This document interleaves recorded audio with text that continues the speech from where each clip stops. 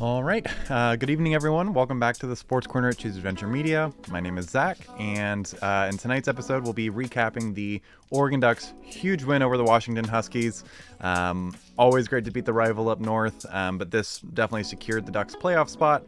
So that's really exciting. And with Texas A&M going down, the Ducks should get a relatively good playoff seeding. We'll jump into all of the action of conference championship implications, playoff seedings, where I think the Ducks will end up, how they'll compare to some of the playoff teams, and I'll go over my thoughts of this game. The Ducks played phenomenal tonight. This team really has grown up throughout the season, and with the youth that they have and the talent that they have and the ability to learn on the fly, I think is really just a huge testament to the phenomenal coaching that the Ducks have. And before I jump into it, I just want to say I hope everyone had a wonderful holiday and happy Thanksgiving to everyone. I'm incredibly thankful for all of you guys that have made, my YouTube channel what it is this year, almost to 1,300 subscribers. So I just want to say thank you guys so much for letting me do this. And for listening to me talk about sports. So let's jump right into it. The Ducks played phenomenally well today. This is what I was talking about when I said I think the Ducks can really get hot at the right time and really be a dangerous playoff contender. And I think they were showing that today, is that this passing game was elite. The rushing game wasn't there today. Huge credit to Washington's rush defense. But Dante Moore looked like the number 1 overall draft pick tonight. He looked phenomenal. He looked confident. He was accurate. He was timely. He was decisive. Really impressed with Dante's performance tonight. And then obviously the defense stepped up huge with guys like Tatum Tuioti. Jaden Kennedy played out of his mind. Bryce Betcher played out of his mind. Tatum Tuioti always plays out of his mind. Matayo Uiagalelei put so much pressure on the quarterback. I don't know if he ended up with a sack, but he put so much pressure. And then obviously Brandon Finney Jr. was, the same lockdown defender that he always is. And he also is incredible against the run, and I'll talk more about that later. So like I said, this was the game that officially locked in the playoff spot for the Ducks. They most likely, I think, would have been in if they would have lost, but we don't have to worry about that. The Ducks covered the spread. They were about a touchdown favorite, and they won by 12. So that's, again, good in the eyes of the playoff committee. I'm really impressed with Will Stein. I think today was a perfect game plan by Will Stein. I like that he kept going back to the run, but he wasn't married to it.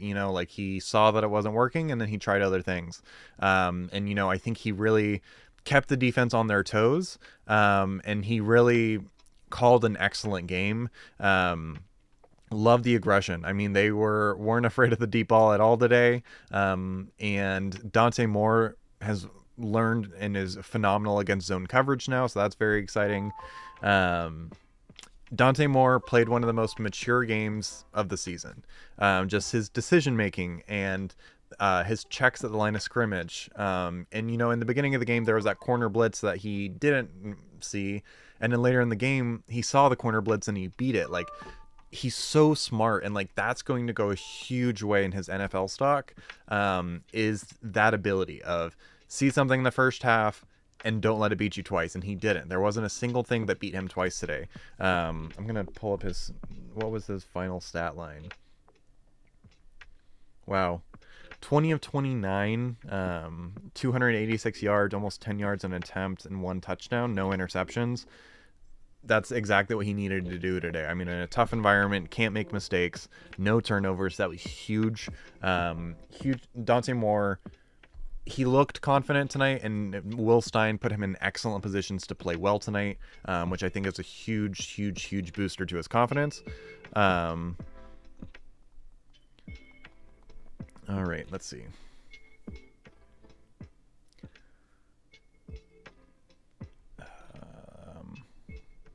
Sorry, I gotta organize my notes. And then I think the defense played lights out. The defensive line all night was getting great penetration. But in the first 3 quarters, really what was killing the defense was those cutbacks by those big running backs. But then finally, late in the fourth, the Ducks did a great job of shutting down those cutback lanes. But the defensive line was getting so much penetration. But huge credit to the secondary tonight. They played phenomenally well against some great wide receivers on the Husky sideline. Dylan Thieneman laid the boom on a couple of hits. I'm so impressed with Jaden Kennedy. In the beginning of the year, Jaden Kennedy couldn't cover anyone in pass coverage, but he played phenomenally tonight. I mean, the huge interception, some huge pass breakups. He's gotten so much better as a pass defender that I didn't think he had in him. I thought he would be exclusively kind of a box nickel star kind of player. But he was phenomenal tonight in pass coverage and proved me wrong, and he still is excellent against the run. I think Aaron Flowers stepped up big tonight. He played phenomenally in a over-the-top safety type role on top of his great rush defense. So very impressed with the defense tonight. I think they played extremely well, keeping Damon Williams, one of the most explosive players in all of college football, keeping him contained in the pocket. And it was in multiple ways. Like, the broadcasters kind of touched on it. Like, most teams take a single approach to it, kind of a mush rush, which is where you just kind of maintain your pass lanes and you're not really trying to get to the quarterback. You're just trying to slowly collapse the pocket. But the Ducks tonight, they took a variety of approaches. They tried the mush rush, but I mean, they got, they had the spy, Dylan Thieneman. Loved having Dylan Thieneman on the spy, both for the quarterback and the running back. And I think that was super effective. And I think that's a great use of Dylan Thieneman. And then the Ducks played a lot of zone tonight, and that was encouraging because the Ducks, one of their weaknesses has been playing zone coverage, following guys in their zone, passing off zones, playing zone over the top, and helping assignments. That was something that they've kind of struggled with, but because they were able to play effectively in zone tonight, that helps keep everyone's eyes on the quarterback, which helped contain Damon Williams. A scrambling quarterback loves to see man coverage. They love to see aggressive man coverage because everyone's eyes are going to be downfield, with their wide receiver. But playing zone, all eyes are on the quarterback. That's a good tell if you're ever curious how to tell the difference between man and zone coverage. Is if all the defenders' eyes are on the quarterback and in the backfield, that's zone, because they need to watch the quarterback's eyes so then they know where to go in their zone.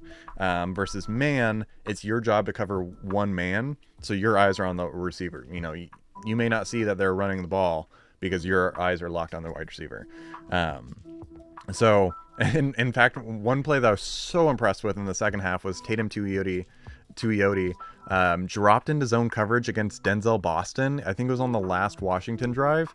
And I mean, he covered him, and Damon Williams had to try to lob it over his head, but Tatum Tuioti played phenomenally in the flat. I think his draft stock is going to skyrocket as we get closer to the NFL draft. I think a lot of NFL teams are going to love Tatum Tuioti. Like, he has a phenomenal motor. He's so fast and athletic. He has great size. He's so smart. He has a phenomenal jump off the ball. Like, all of these things are things that NFL teams love to see in a defensive end, and he has it all. And he's, clearly a very team-oriented guy. He's so explosive, and he can really do anything. Like, he can rush the passer. He's great against the run. He's great on the backside. He can drop into coverage. Like, he's really the modern NFL defensive end. And I think Matayo Uiagalelei gets a lot of attention for being the premier pass rusher. But Tatum Tuioti, like, he's just phenomenal in every single down. I felt bad for Matayo. He was so close to getting so many sacks tonight, and a couple were broken, and a couple he was just not fast enough. I'm pulling up the stats because I don't think he ended up getting a sack. Matayo, no sacks tonight. He was so close on so many. Like, I was like, man, I was really surprised he ended up not getting one. Also on the defense, Nasir Wyatt has come on, and I honestly kind of think that they were hiding him and, didn't want to put him on tape until later on in the season.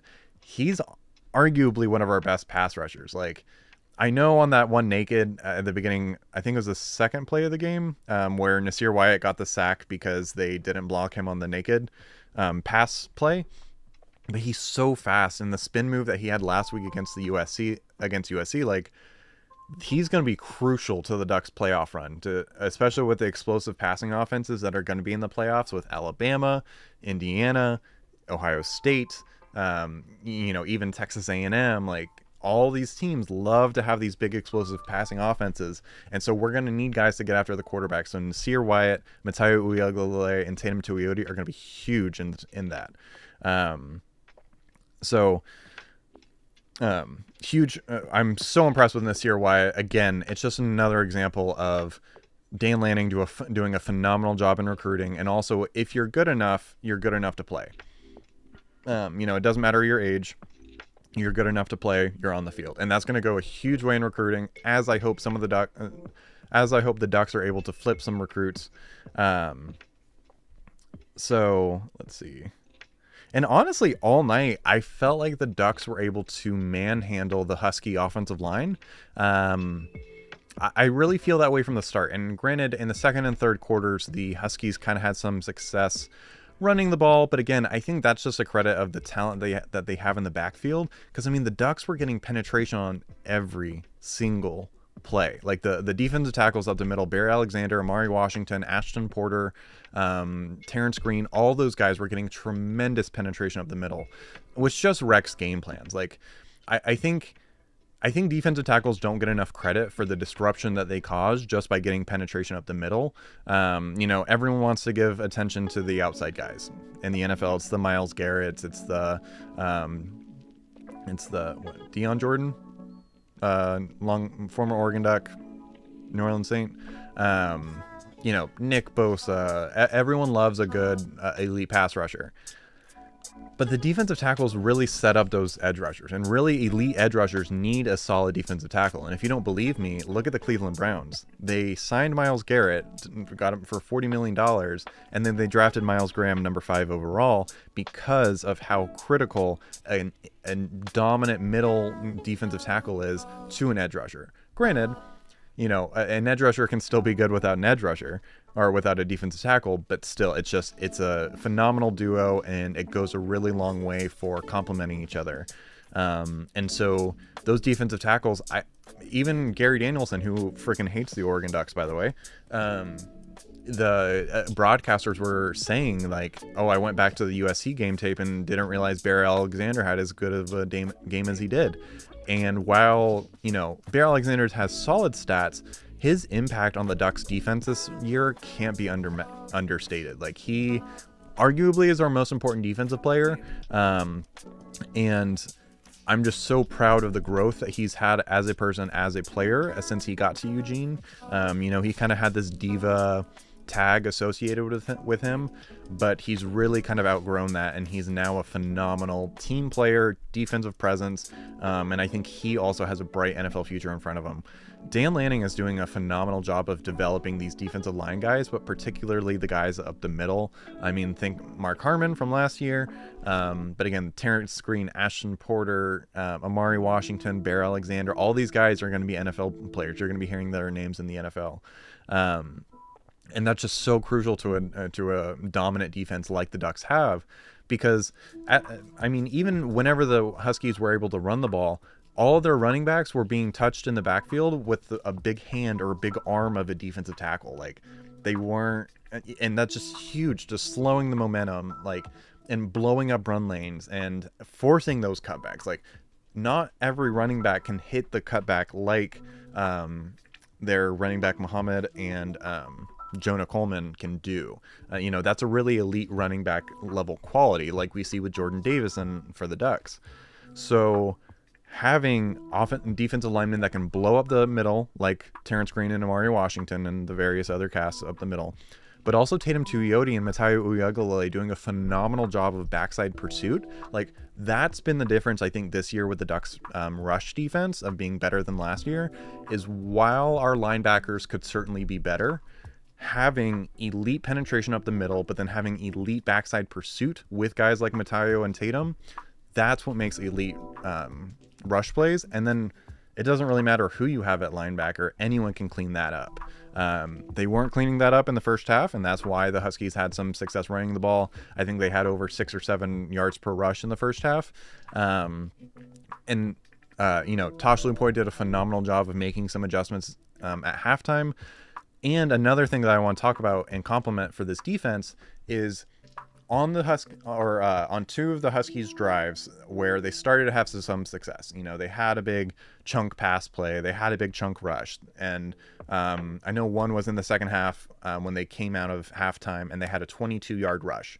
The defense, they didn't let that bother them. Like, this is a young team, and they're so resilient, and they strung together 3 defensive plays that Bryce Betcher blowing up a screen, a tackle for loss in the run game, breaking up a pass play, and then they get off the field and they don't let those big momentum building drives. They stop them. They have the memory of a goldfish, like from Ted Lasso, is be like a goldfish of, have a really short-term memory of, okay, I'm not going to worry about that. We just give up a 22-yard play. I can blow up this screen right now, so I'm going to do it. I know I mentioned in my intro, but Bryce Betcher played out of his mind. I don't know if I agree with the announcers that he's going to be a second-round NFL linebacker. I could see him going in the third or fourth. But I will say the last couple of games, I've been really impressed with his football IQ. I knew it was always good, but I think the last couple of games, it's taken a step up of being very good to elite. And that's the difference between in the beginning of the season, he was really only kind of stuffing run plays. So really, a yard or two or, no gain.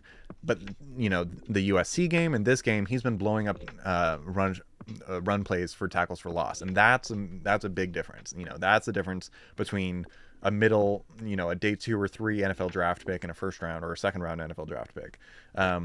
He might be a little undersized. I don't know if he quite has the athleticism for 1 or 2 first or second round draft pick. But he's really smart, and I think I could see him being a like a Malcolm Rodriguez with the Detroit Lions, or I think his ceiling would be like an Alex Anzalone for the Detroit Lions. Alex Anzalone was never a phenomenal athlete at Florida. He had great size, but he was never an athlete, but he was smart, and he played a lot of football, and he was aggressive, and that's made him a lot of money for the Detroit Lions. So I could absolutely see Bryce Betcher being in that role. I think he's going to play football. I don't think he's going to do baseball, but who knows? Let's see. Again, I think it absolutely needs to be said that the Ducks did a phenomenal job of keeping Damon Williams contained. He only had 10 carries for 27 yards, and only one rush of, his longest scramble was 18 yards. And with an athlete explosive as Damon Williams, with the outside weapons that they have, like like Brandon Boston, like Decker DeGraff, like Amari Evans, like they have great weapons on the outside. And that's just a nightmare combination when you have an elite scrambling quarterback. But the defense did a phenomenal job of not only maintaining their rush lanes, but staying disciplined, keeping their eyes on Damon Williams in the background, and swarming to the football anytime he left the pocket. The Ducks did a phenomenal job, and that's going to go a long way in the playoffs. If you can effectively eliminate a number from the run game, like that's a huge when the Ducks are going to be playing these elite level offenses in the playoffs. Let's see, what else do I have?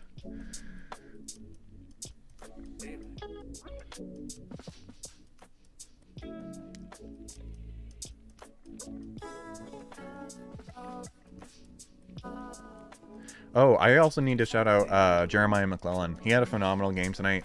Not only first of all, there was that huge pass play on third. Jeremiah McClellan had multiple plays tonight. I think he caught that one against the helmet. I know I'm a little biased, but I think he caught it. But he and Malik Benson have really stepped up big in the absence of Garrett Bryan Jr. and Dante Moore. I would love to hear from you guys in the chat and in the comments. What do you guys think is up with that injury situation? I know Dan Lanning is very quiet. And I know the Dante Moore thing was rumored to be an ACL thing and allegedly not a season-ending thing. But I love Dan Lanning. I could see him being pragmatic and thinking, okay, that could really affect our playoff seeding if they know our top wide receiver is going to be out for season. So we're going to say we don't think it's season-ending. And I think it's pretty scary for other teams if the Ducks are able to have this elite offense that they've had the last month of the season without their top 2 wide receivers. Like Malik Benson has stepped up huge, and Malik Benson's a very good wide receiver, and so is Jeremiah McClellan, and so is Kenyon Sadiq and Jamari Johnson. But still, like, they're very good, and we're without our 2 elite guys. Like, I think Malik Benson's made himself a lot of money this past month. I think he's going to be a great NFL draft pick now. Teams have really been able to see his speed showcased really well in the punt return game, on the huge touchdown late in the game today that really sealed the game. Malik Benson has great speed. He has great size. He has great hands. He's great blocking. So that's the kind of stuff that NFL teams are going to want to look for in a wide receiver 3, wide receiver 4 type thing. I would love to see him on the Eagles. I think the Eagles could really use him. I think he would work really well in a zone run scheme like San Francisco or LA. Not that LA really needs a wide receiver, but San Francisco could certainly use a wide receiver. And then Jeremiah McClellan, he's such a young guy, but he just has elite ball skills and is just overall elite. Like he's a good run blocker. Every wide receiver on the Ducks is. But I think he has that extra gear, that extra, elite ball skills, that separates kind of a wide receiver like Malik Benson and a Jeremiah McClellan / Dakorien Moore. And that, again, I think Malik Benson is a phenomenal wide receiver, but Jeremiah McClellan, Dakorien Moore just have that extra oomph and star power. Let's see. Oh my gosh. I can't understate how much Jaden Kennedy, we needed that Jaden Kennedy interception in the first half. Washington was really driving the ball. That really would have kind of leveled the momentum if they were able to get any points or a touchdown on the board. So that interception by Jaden Kennedy was huge. It was also really nice because the Ducks really got a lot of flack whenever earlier on in the season when they struggled with safeties helping over the top, and people have really used that to think they're not a top 10 team, which is just insane. But it's just so great to see that this team can grow in the middle of the season, in the middle of a game. I talked about Dante Moore recognizing stuff and not letting that beat him twice. But this defense is recognizing stuff and not letting it beat them twice. Really, I'm kind of proud of the team there was only 2 personal fouls. They're really stupid fouls. Don't know what Dalen Austin's thinking, and I don't know what Alex Harkey's thinking. Alex Harkey is a little bit of a hothead for me, but he's great in run blocking, so I hope he can get it under control and doesn't let it. I hope that doesn't beat us in the playoffs. I think in the rivalry setting, I think the team did a great job of staying level-headed as possible. Yeah,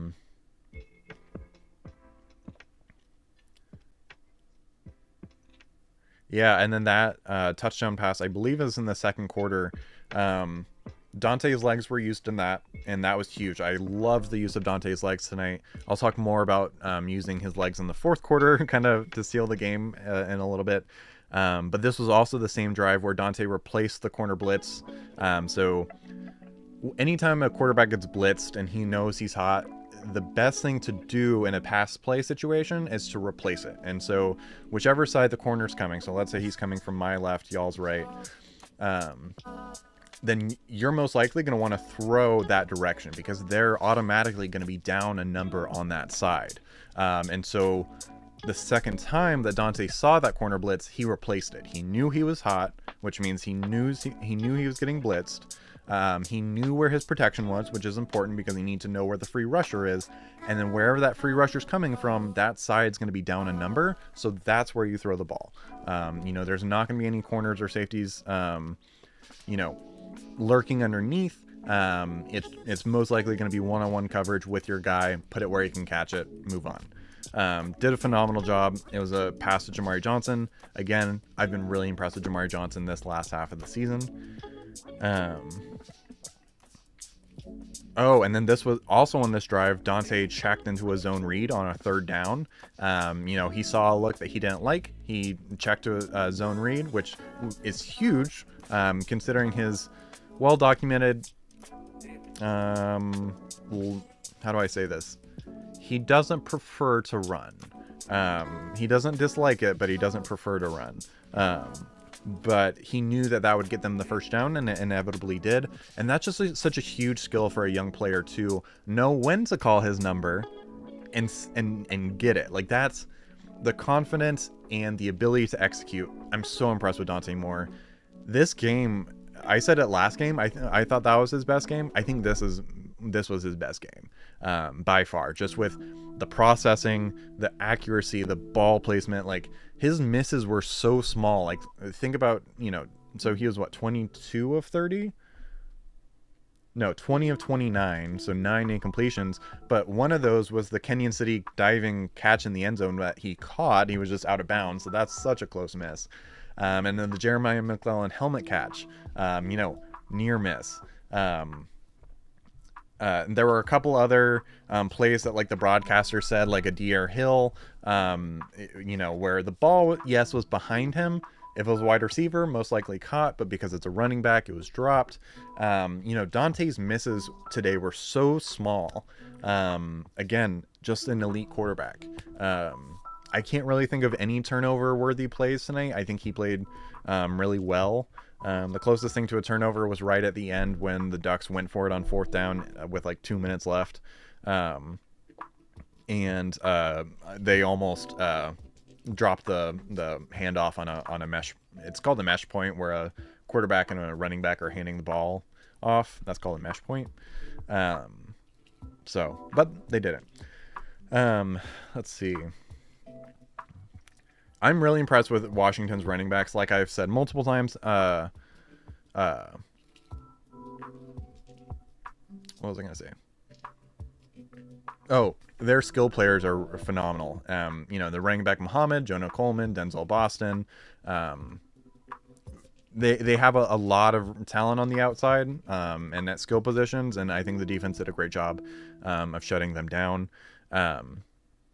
Brandon Finney, I'm more impressed with him every single week. He's getting less and less handsy, but he's still a physical corner. But his rush defense today was phenomenal. Talk about penetration. I mean, there were multiple times he was blowing up run plays in the backfield. And so I don't know if you guys noticed tonight, but so Washington was running a lot of a very modern NFL system of having these bunch sets. And so where you have wide receivers are really close to the offensive line. And so that's called a bunch set. The LA Rams have made it really popular. They made it really popular with their Super Bowl winning team a few years ago. But this is really a staple of Sean Payton not Sean Payton. Sorry, can't think of the LA Rams coach. Oh God, that's gonna drive me nuts. Sean McVay.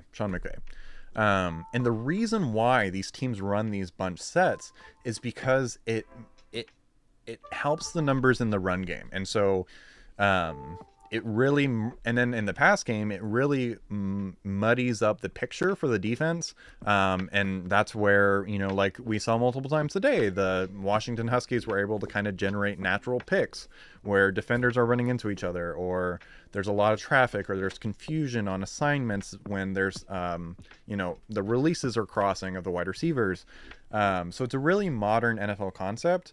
And what it does is it really requires that your corners are able to play against the run, because that's why they do these bunch sets mostly, is to help with numbers in the run game. If the numbers are 1-to-1, meaning there's 11 guys in the box with your wide receivers and your tight ends, and there's 11 defenders in the box, which rarely there is. Most of the time there's only going to be 10. All these numbers are really advantageous for the offense to run the ball, and that's why they do these bunch sets.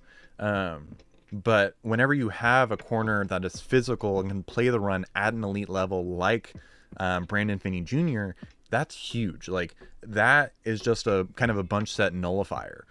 So what are you going to do against Brandon Finney? He's an elite lockdown corner, so you can't put him out on the island because he can excel there. You can't do these bunch sets to try to pick him and stuff, because he's so good at playing through mesh. Not to be confusing, but the Huskies ran a lot of mesh today.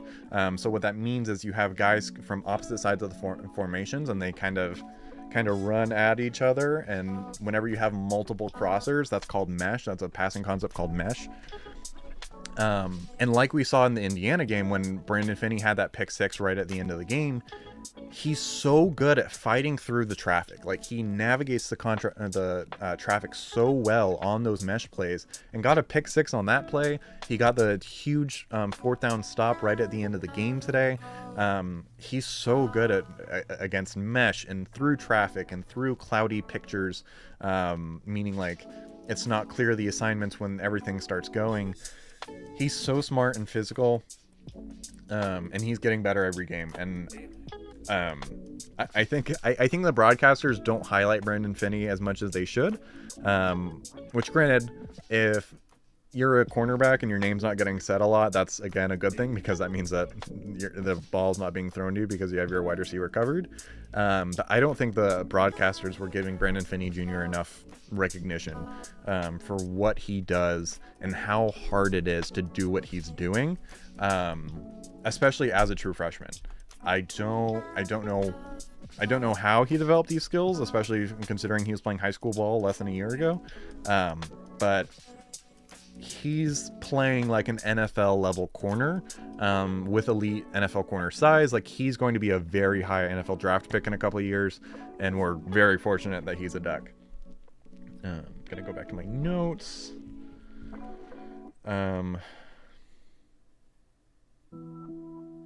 My one knock against the Ducks defense today was there were, on both touchdowns and then on a crucial third down conversion on their second touchdown drive, everyone in the stadium knew it was going to Denzel Boston. Like, yes, he was hurt, and yes, they weren't targeting him a ton, but like, you gotta know, like, in these gotta have it situations, are gonna go to Denzel Boston, who's effectively an NFL wide receiver just still playing in college.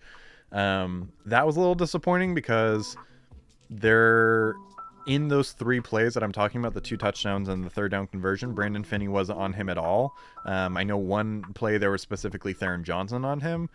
Don't love that arguably our worst coverage defender was on their best wide receiver when everyone knew the ball was going to him. So that's literally my only knock of the defense today, was everyone in the stadium knew it was going to Denzel Boston, so why didn't we put our best coverage guy on Denzel Boston? But I digress.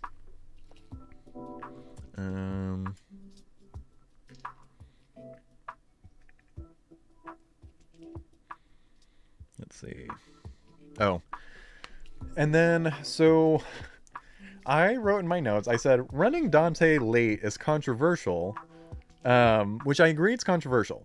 However, I didn't mind it, because if they got that first down, that would have ended the game. So I'm glad they only did it once. I think it was only justified to really do it once. But especially since he got up limping a little bit. But I don't hate the decision to run Dante there. I don't mind, quarterback run is so hard for the defense, to have to account for every single player in the run game. But I was fine, since a first down really would have ended the game. And then same thing, I agree with the broadcasters. I didn't mind going for it on fourth, right at the end. It forced them to take another timeout, and then basically worst case scenario, which is what happened. There was only 2 minutes left. The Huskies had no timeouts. They had to drive the whole length of the field. I didn't mind going for it on fourth, and obviously with the game-sealing interception, it really ended up not mattering. But okay, so final takeaways just from this game, I'll get into the playoff situation next, is Dante Moore has grown up so much in his processing, his poise, his blitz recognition, his consistency with his accuracy. He's always been phenomenal with the deep ball, and on these, the signature Wilstein swing and screen plays. But he was so consistent. Like, his misses were so small today. The defense was elite with Tatum Tuioti, Nasir Wyatt, Matayo Uiagalelei, Bryce Betcher, Brandon Finney, Jaden Kennedy, Dylan Thieneman, Ife Obadegwu, Bear Alexander, Amari Washington. Sapington. Absolutely all monsters. Great defensive performance today, and everything's just getting hot at the right time.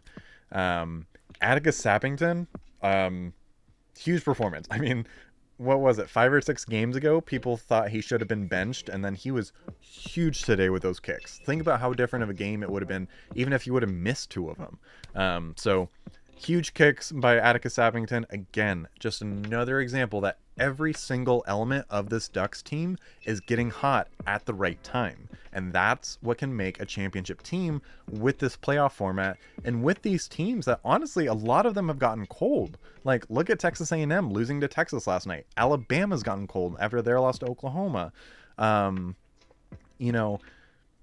Texas Tech never has been that good. And then you have BYU struggled with UCF today. Like, all these teams are very beatable, and it's just going to be about who gets hot at the right time, like we saw last year with Ohio State. And Oregon is doing that. Oregon is getting hot at the right time, and they have elite talent. Like, this team needs to be talked about more as a championship contender. The playoff spot is officially locked in. No ifs, ands, or buts about it. I think it also officially locked up at least a home playoff spot. I don't think we'll end up getting a first round bye, nor do I really want one. I think a home playoff game is exactly what the Ducks need. And then Oregon really felt like the more complete team for all fourth quarters. Their defense was solid, but not awesome, except for their rush defense. Their rush defense was pretty good all game. But they struggled a little bit in pass coverage, and then their offense was wildly inconsistent. Cool. Okay, so that's going to wrap up my coverage of this game, and now I'm going to switch a little bit and just talk about what this means for the Ducks playoff implications, who I think is going to make the playoff, what the conference championship races look like. I know the Big Ten championship game is decided. The ACC game may be decided now. The Big 12 is decided. Playoff implications.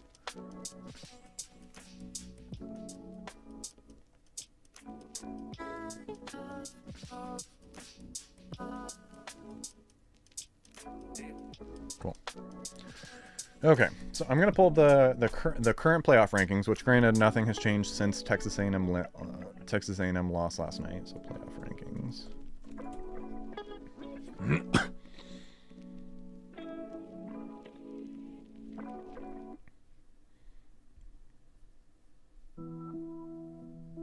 Okay. So Ohio State won. They're not going to move from 1. Indiana won, and so they're not going to move from number 2. The Texas A&M loss is really complicated. The committee so far has gotten a lot of slack because people are saying by ranking Notre Dame above Miami, they're saying it's not about who you beat, it's about who you lost to. And Notre Dame being ranked in front of Alabama. So I don't know if the committee is going to hear that outside criticism and they're going to change. Typically they don't. Typically, unfortunately, that's kind of how these committees work, is that it really does matter more of who you lost to versus who you beat, which ultimately I think would be good for Oregon, because also if we look at traditionally how the playoff committee operates, if you lose late, it really hurts your playoff rankings more than if you lose early, which I kind of stand by, because look at how much this team has changed throughout the year. Even the players that were playing in the beginning of the year versus now. I mean, the season started, 2 months ago or 3 months ago, effectively. So I don't mind that later losses are penalized more than earlier losses, because you're a different team. You can really improve, like the Ducks have. Dante Moore only had 5 starts in his first game this season, and now he has 13-14. And this game in a tough road environment really showed how much getting more starts under your belt, more football under your belt, more tough football under your belt can improve you as a player. So I don't mind that the later games are penalized more than the earlier games. So I think that's kind of what the Notre Dame syndrome is a little bit this year, is that their 2 losses were at the beginning of the year, and then their defense that was god awful at the beginning of the year has really improved steadily. That offense has always been electric, with Jeremiah Love, CJ Carr, and some other elite weapons in the backfield. They've got some great options at receiver. So right now I want to talk about the mess that's going to be seeds 3 through 7. I think there's going to be a definitive line at 1 and 2 because obviously they're the only undefeated teams. And then 8 and below is really going to be its own tier because Oklahoma struggled today against LSU. They ended up pulling it out at the last minute. Notre Dame, the committee's never really loved them because of those 2 losses. Alabama lost recently to Oklahoma. So I think the 8 and below crowd is kind of its own tier. But Texas A&M, Georgia, Texas Tech, and Oregon, and Ole Miss, I think are all kind of in this really confusing tier right now. Obviously, Georgia's going to jump Texas A&M. So Texas A&M's going to be at least 4. I think if Texas Tech wins their conference championship, yes, conference championship shouldn't be, they shouldn't really be taken into account in the eyes of the committee. I think if Texas Tech's a conference champion, I don't think there's a way that the committee can put them below a team that didn't even make their conference championship game. So that means Texas A&M is going to be at least 5. I'm not sold that the committee's going to drop Texas A&M below Oregon. I think they should. However, it really is going to take into account heavily who they lost to and when they lost to, which is a really hotly debated if that should be a characteristic. Because obviously Oregon lost to Indiana, who's undefeated, the number 2 team in the country, going to play for the Big Ten championship, when Texas A&M lost to a 3-loss Texas team that also lost to Florida. I think Texas is a better football team than the team that lost to Florida. However, what's the coincidence that none of the other teams had a loss like that? You know what I mean? Like Ohio State, Indiana didn't lose, to a Northwestern. Georgia, they didn't even lose to Tennessee. Like Georgia has some great wins on their resume. I'm gonna pull up Texas A&M's because I know Texas A&M also, they've played 5 teams that have fired their coach at some point this season. So I'm gonna look up who have they actually beat.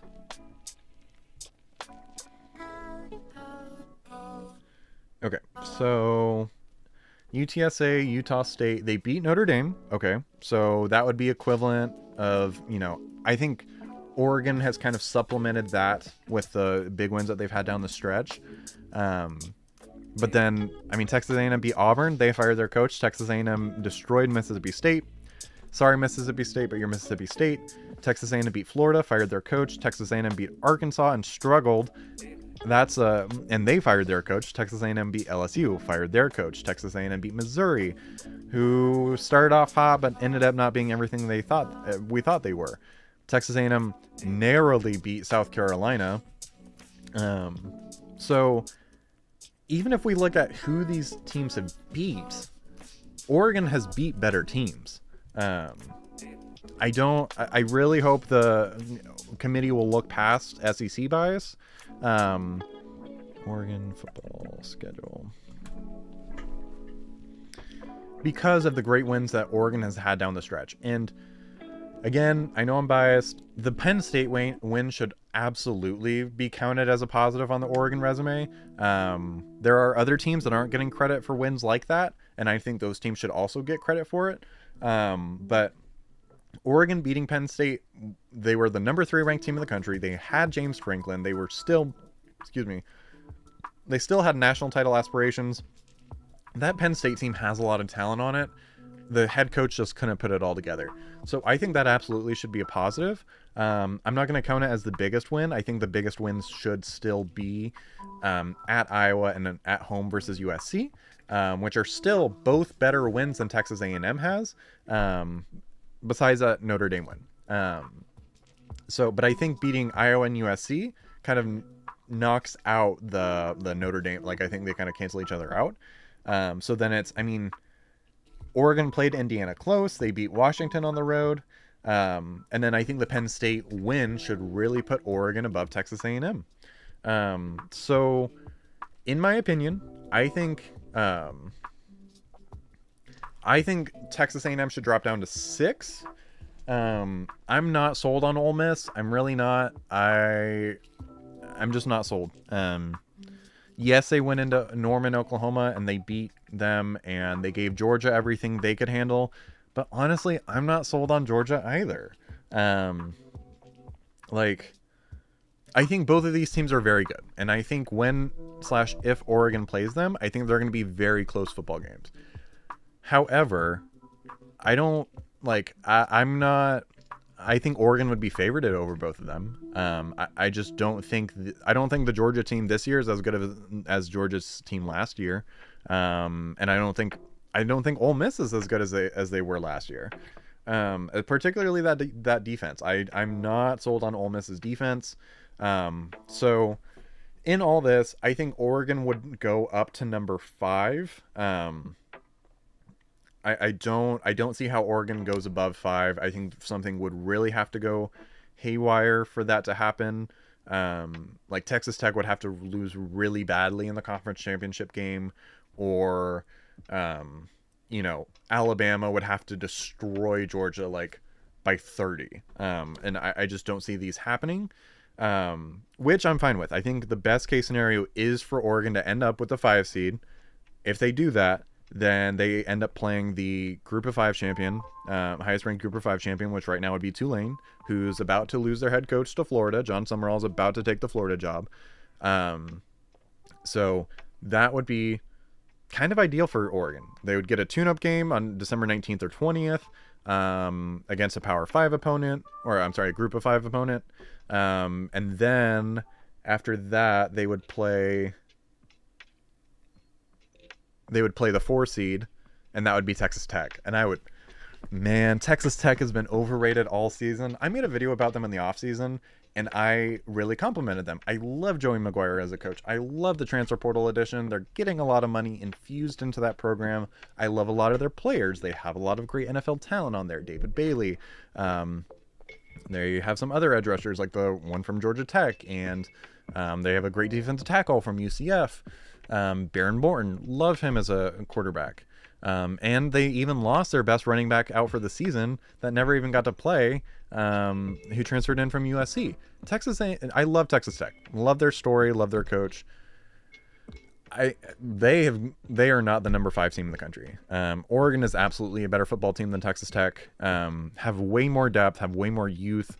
I would love that matchup. So Oregon, if they jump up to 5, if the committee can put them in over Texas A&M, and they play the Group of 5 champion, and they play the 4 seed for the first 2 rounds of the playoff, this team will be Ohio State from last year and will get hot at the right time, and they'll be a buzzsaw all the way to a national championship. Like, I'm calling it now. If that happens, if Oregon ends up with the 5 seed, watch out. Watch out. Watch out. This team has a lot of talent, and I really think they are one of the most talented teams in the country. I think Ohio State arguably has more. I don't think Indiana has more talent. I think they're just well coached. Texas A&M, the wheels are falling off. Georgia arguably has the same amount of talent as Oregon. Other than that, Oregon is the most talented team in the country. Again, I'm going to keep saying it. If Oregon gets the 5 seed, watch out, because they'll wreck Tulane at home at Autzen. That's going to be a crazy environment. I'm going to have a really hard time not going to that game. And then the 4 seed, if it ends up being Georgia, which right now, for Oregon to get the 5 seed, it would have to be Texas Tech. Man, that would be a great start to a playoff run of Tulane, Texas Tech. And then after that, they would be the 1 seed, right? So it would be Ohio State in the semis. So, but by then, I mean, the amount of momentum that this team could have, Ohio State's a very good football team, and I really don't want to play them in the second round, like we did last year at the Rose Bowl. Really don't want that to happen. But if this team could get a couple of playoff wins under their belt and get some belief and and continue this confidence and this improvement that they've had steadily throughout the year, man, Oregon could win the championship. it's great to see. Let's see what else.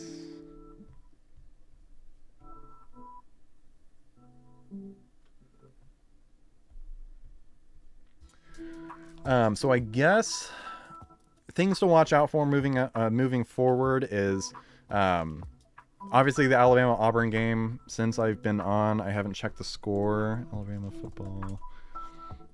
They're up 3-0 on Auburn. We kind of need Alabama to win. I'm glad with the result of the Oklahoma game. I think that was actually critical that Oklahoma won, but won narrowly, because I think that means that the committee's not going to move them up or down. Or I think if Oklahoma would have lost, I think that kind of would have caused a Miami to jump in, a Utah to jump in, a Vanderbilt to jump in, which I don't love the idea of. I kind of love the idea of if this 12 can be the 12, which I don't think Utah deserves to make the championship at all, or the playoff at all. Realistically, I don't think Miami does. I would love to hear from you guys in the comments. What do you guys think about this Notre Dame-Miami debate of... Miami beat Notre Dame, but Notre Dame's ranked higher. Would love to hear from you guys on that. But I think the 12 is kind of starting to lock in. Would be really surprised if the only team I could see jumping into the top 12 would be Miami or Vanderbilt. Vanderbilt with their huge dominating win over Tennessee today. By the way, I'm very happy that Tennessee lost, because I made a YouTube short in the offseason saying that I think because of the Nico situation, Tennessee was only going to go 9-3 or 8-4. And I genuinely made it from like a sympathy standpoint of like, you guys got screwed over by Nico and ended up with Joey Aguilar. And lost a lot of talent to the NFL draft. And I was like, I really think 9-3, 8-4 is the best you guys are going to do. And I got a lot of hate. I think there were 525 comments on that one, all about, don't quit your day job. What are you talking about? Blah, blah, blah, blah, blah. And now Tennessee went 8-4, and I'm very happy about it. And I'm probably going to make a short celebrating it. So really the only team I could see jumping in would be Vanderbilt, which I think BYU is a better team than Vanderbilt. I don't know if the committee can justify putting them in over BYU, even if BYU loses the conference championship game and loses it big. So that's my thoughts on the college football playoff. Upcoming this week, we have early signing day. I believe it's on Wednesday, National Signing Day. Nope, not February. There's an early one. December 3rd. What's that, Wednesday? Yeah. So Wednesday is early signing day. The Ducks are in for a lot of potential big flips. I really think they're going to flip Chris Henry Jr. I think NIL is going to ultimately get him to flip. I think Richard Wesley, a 5-star edge, could flip from Texas. He was originally committed to Oregon and then flipped to Texas, and I think he could flip back. Let me pull up the national rankings.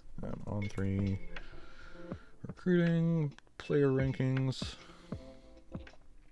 I think Jared Curtis is going to flip to Vanderbilt, which is hilarious. Everyone's predicting it.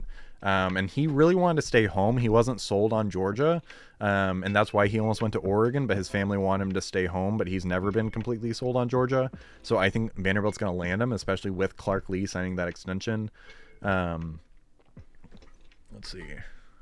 I think Chris Henry Jr. is absolutely a flip candidate. I saw something saying that he may flip to West Virginia. I don't know how that would happen. But I mean, it may, you never know with recruiting. A lot of Oregon's 5-stars that everyone wanted to say were flip candidates, like Anthony Tate Jones, Jalen Lott.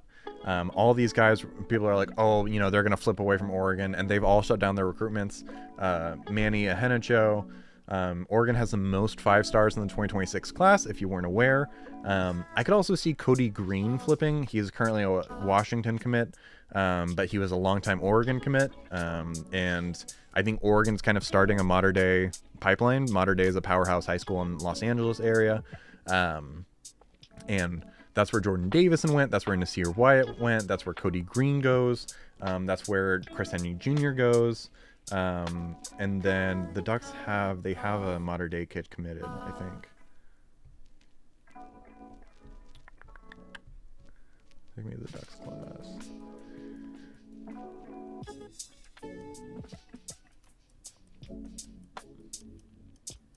I thought they did. No, they don't have a modern day kid committed this class. They have Devon Benjamin, who's in that area, but at Oaks Christian. But Devon Benjamin's gonna be really good. The Ducks recruiting class, like, I think Dan Lanning's gonna do it again. There were a bunch of guys, in the 2025 class that have obviously stepped up big, like Brandon Finney Jr. But I mean, he was only a 4-star. You know what I mean? Like, Dan Lanning's doing a great job of not just recruiting stars, but recruiting, great players. And I think Kendra Harrison, he's a 5-star tight end out of North Carolina, and he's a basketball player, so he's got great body positioning and athleticism. Jet Washington, I think, can be a great addition to the secondary. Jalen Lott's an elite kind of two-way player at wide receiver. I think Anthony Tank Jones can make a great early impression off the edge. I think Tony Cumberland, he's originally from Arizona, but he goes to Willamette High in the state of Oregon. I think he can make a big impact. The coaching staff is really high on Devin Jackson out of Florida.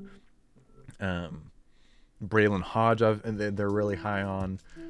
So again, Dan Lanning's going to get a class where a lot of players can make a really big impact, like we saw with, obviously Decorian Moore, the 5-star, but Brandon Finney, 4 stars.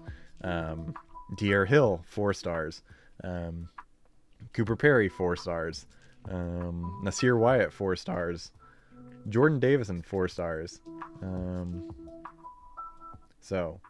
And I mean, Jordan Davison was a fringe 4-star. So Dan Lanning's doing a lot with not as highly ranked players, which just goes to show the dominance of the scouting department and just how good of a football coach and talent evaluator Dan Lanning is. So with all that, that's going to conclude tonight's stream. I want to say thank you everyone for watching. As always, please make sure to like and subscribe. Let's see. Yeah, no Ducks game next weekend. It'll be conference championship game. I'll probably do a live reaction after conference championships, just to discuss further the playoff implications. But as always, my name is Zach with the Sports Corner at Choose Venture Media. Thank you so much for watching.